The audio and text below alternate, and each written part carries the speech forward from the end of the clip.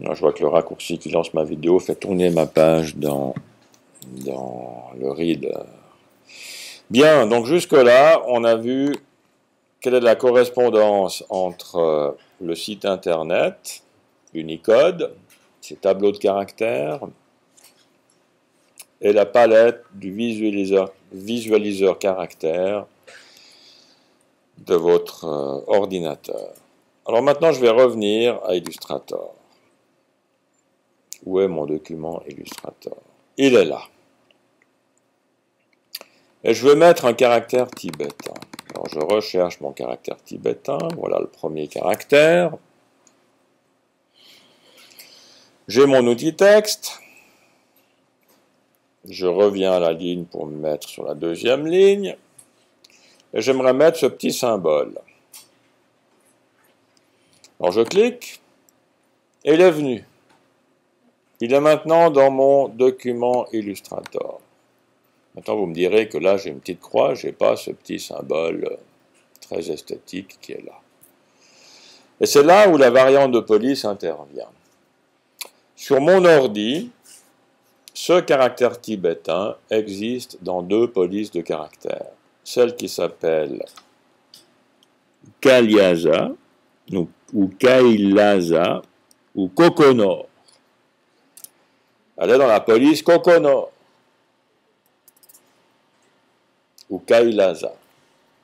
Maintenant que je l'ai mis dans Illustrator, en cliquant sur l'info du caractère, dans Illustrator, il est visualisé dans la police Myriad Pro. Mais il n'existe pas dans la police Myriad Pro. Donc, il vous le représente par un petit carré.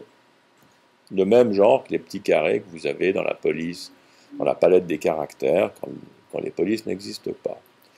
Donc, je dois maintenant faire un choix dans cette liste pour trouver le Kokonor, il est là, ou le Kailaza, il est là. Et je le choisis, et j'ai mon caractère.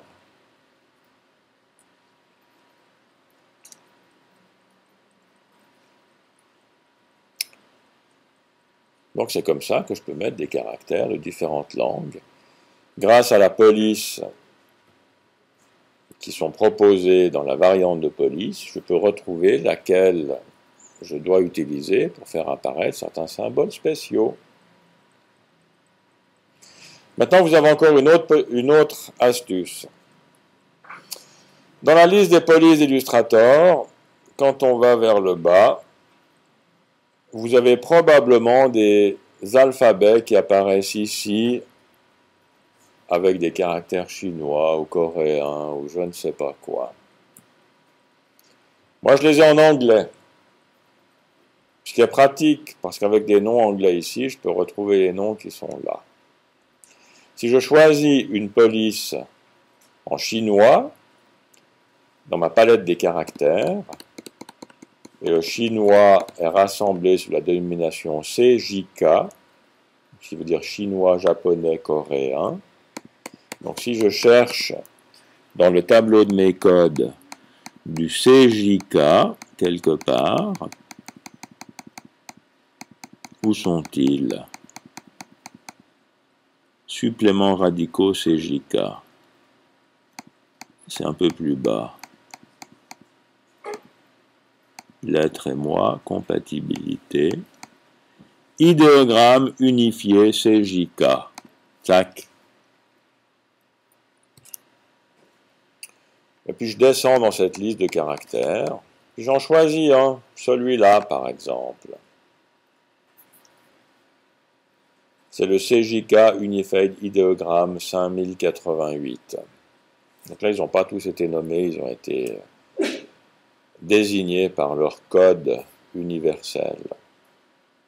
Alors si maintenant je veux mettre ce caractère dans mon document Illustrator, je me mets à la suite, je vais mettre un petit espace, je mets ce caractère, puis je le sélectionne, puis je cherche une police qui le contient. La Kozuka gothique, par exemple, ou bien, qu'est-ce que j'ai d'autre? La Hiragino etc. Si dans Illustrator, dans mes préférences de texte, si je ne mets pas l'affichage des noms de police en anglais, je ne vais pas les mettre ici, vous avez dans la liste des polices quelque chose où il est difficile de se repérer. Allons savoir si cette police-là, ce n'est pas la même que la Iragino, etc., etc. W6. Donc, c'est des fois bien d'avoir les noms des polices en anglais. Préférence texte, je mets la petite coche des noms de police en anglais. Et puis, je vais chercher ma Iragino Kaku, je sais pas quoi, W6.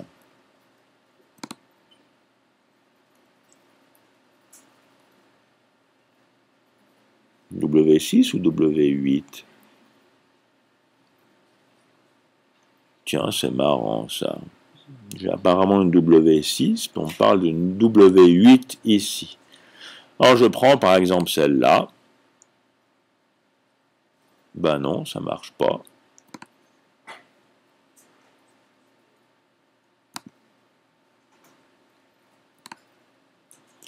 Vous voyez que c'est quand même pas si facile d'écrire en chinois. Hein. Alors je vais en prendre une autre.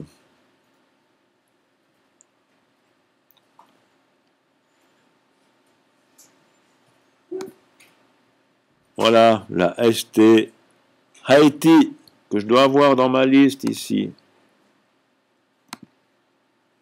ST Haïti régular.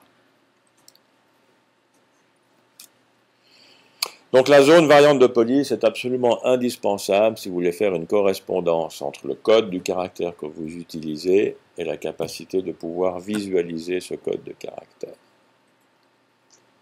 Voilà, je crois que vous connaissez tous les secrets maintenant des alphabets d'ici et d'ailleurs, et de leur codification, et de comment les trouver, comment les utiliser. Je vais m'arrêter là.